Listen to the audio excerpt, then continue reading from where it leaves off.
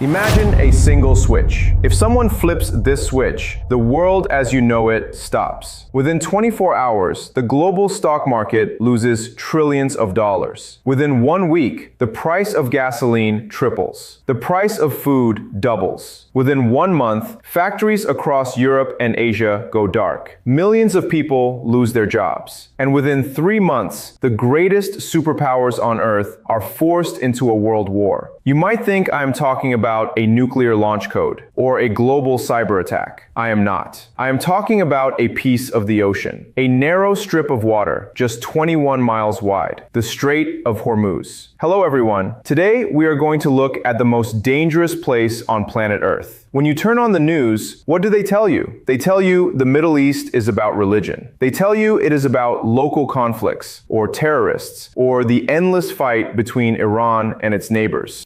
Sarcastic. They are distracting you. The media is showing you the puppets, but they are not showing you who is pulling the strings. What is happening in the Strait of Hormuz right now is the ultimate game of chess. It is a silent, high-stakes, invisible war between the two greatest empires of our modern age, the United States of America and the People's Republic of China. Get comfortable, because for the next few minutes, I am going to show you the hidden map of the world. And by the end of this lesson, you will understand exactly how this narrow strip of water will decide who rules the 21st century. Let us start with the foundation. Let us start with a simple, undeniable fact. Oil is the blood of the global economy. You can talk about solar panels and wind turbines all you want.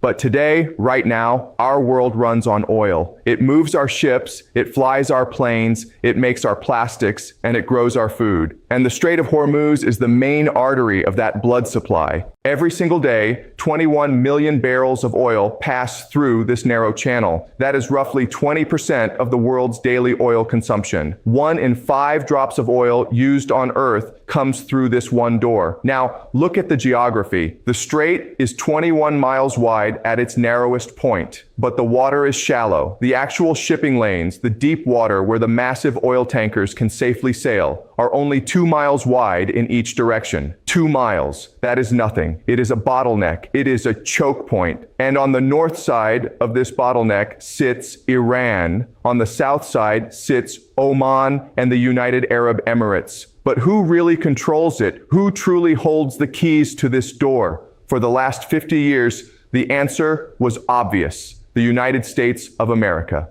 To understand why, we have to go back in time. We must understand how the American empire was built. At the end of World War II, the United States made a brilliant strategic move. They knew they needed oil to build the greatest economy in history, so they made a deal with the kings of the Middle East. It was a simple promise. You sell your oil exclusively in United States dollars, and in exchange, the United States military will protect your kingdoms and protect your ships. This became known as the Petrodollar system. It is the secret weapon that makes America rich, because every country in the world needs oil. Every country in the world is forced to hold US dollars. This gives America absolute financial dominance. To protect this system, the US parked the most powerful naval force in history right next to the strait. The US Navy's 5th Fleet sits in Bahrain. American aircraft carriers constantly patrol these waters. In 1980, the American president, Jimmy Carter, made it official. He announced the Carter Doctrine. He said that any attempt by an outside force to gain control of the Persian Gulf will be seen as an attack on the vital interests of the United States, and it will be met with military force.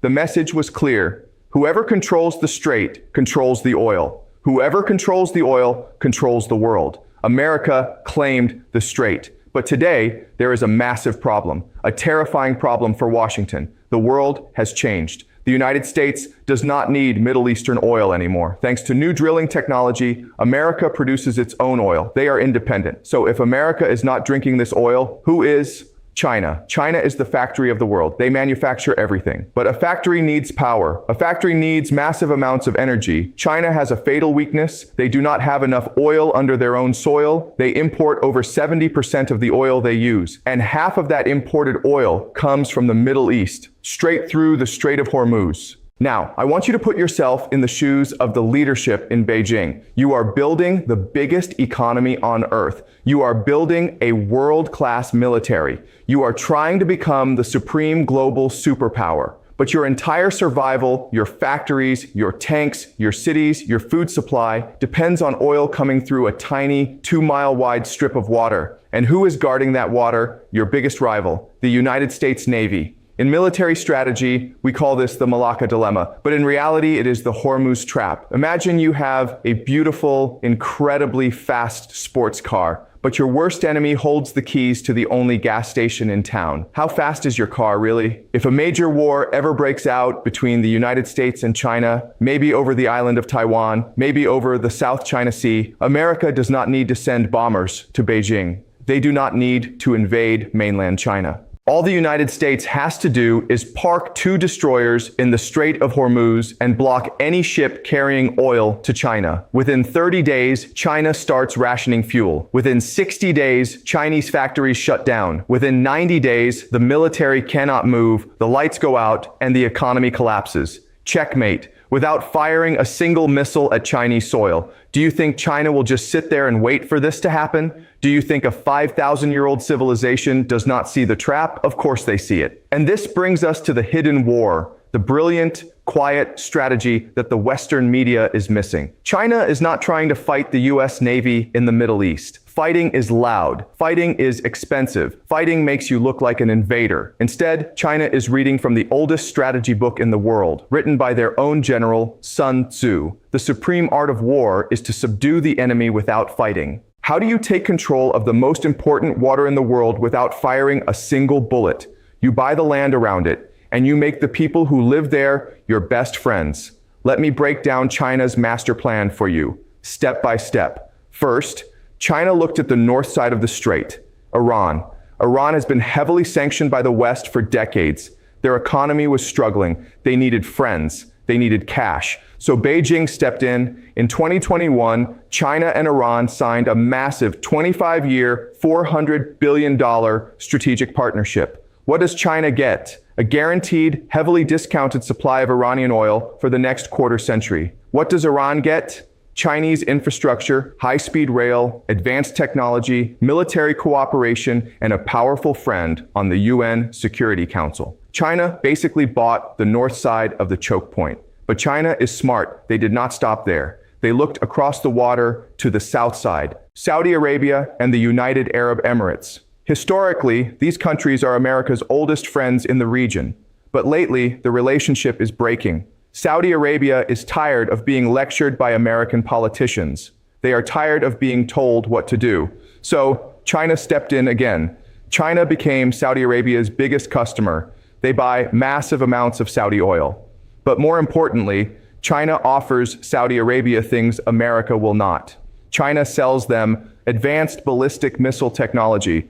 China helps them build 5G networks. China tells the Arab world, we just want to do business. We will not tell you how to run your country. And then recently, China did the impossible, something the United States tried and failed to do for decades. China brought Saudi Arabia and Iran, 2 bitter, historic, religious enemies, to Beijing, and they made them shake hands. China brokered a massive peace deal between the 2 biggest powers in the Middle East. Why did China do this? Was it because Beijing loves world peace? No, it was pure, brilliant, cold geopolitical strategy. Think about it. Why is the US Navy in the Middle East? The American excuse has always been, we are here to keep the peace.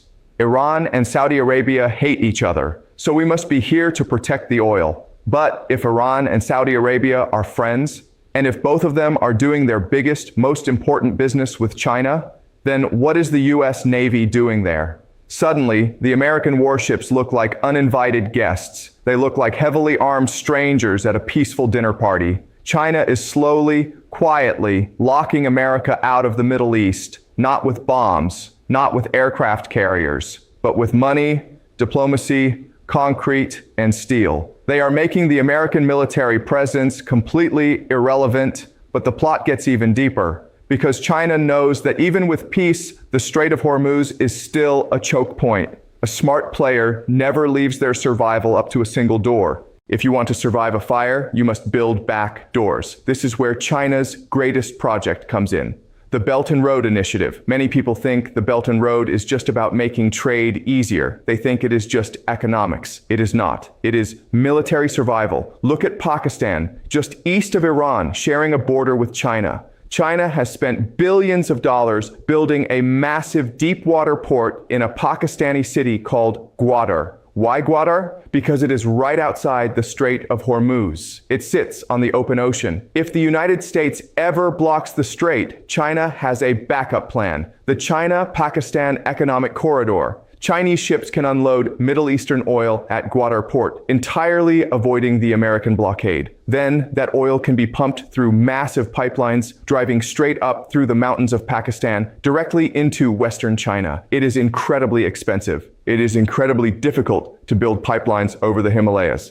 But China is doing it anyway. Why? Because survival is priceless. They are building a bypass surgery for the global oil artery. They are completely neutralizing the American trap. So, where does this leave us today? Why are the stakes so incredibly high right now? Because the United States is finally waking up. Washington has realized what is happening. They are looking at the chessboard, and they see that their grip on the ultimate choke point is slipping away.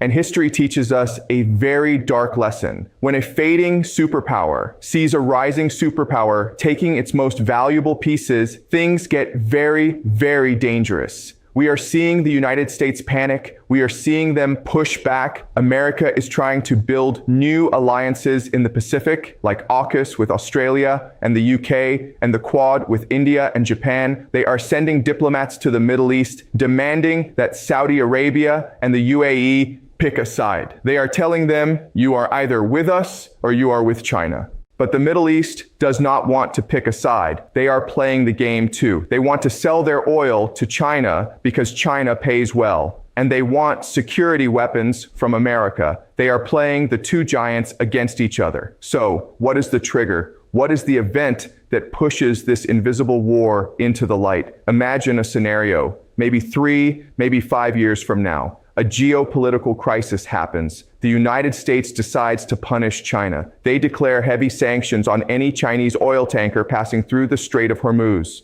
But this time, it is different. This time, the Middle Eastern countries refuse to listen to Washington. Saudi Arabia and Iran look at America and say, no, we will continue selling to China. And then they make the ultimate move. They announce that they will no longer accept the US dollar for their oil. They announce they are trading oil for the Chinese yuan. The moment that happens, the American petrodollar dies. The foundation of American financial dominance crumbles overnight. The value of the US dollar plummets. Inflation in the West skyrockets. And the balance of power on planet Earth shifts permanently from west to east. This is why the Strait of Hormuz is not just a body of water. It is not just a shipping lane. It is the finish line in the race for global supremacy. For half a century, the United States of America held the keys to the gate. They used those keys to build an empire. But today, while the world is distracted by the noise on the news, China is quietly, patiently busy changing the locks. Pay attention to this narrow strip of water, because the next time you hear about a crisis, a conflict, or a peace deal in the Middle East, I want you to remember this lesson. It is almost never about the local players. It is about the eagle and the dragon playing a dangerous, silent game over the switch that controls the world. Thank you for watching. If you want to understand the hidden realities of our world, do not trust the surface. Stay curious. Look deeper, and I will see you in the next lesson.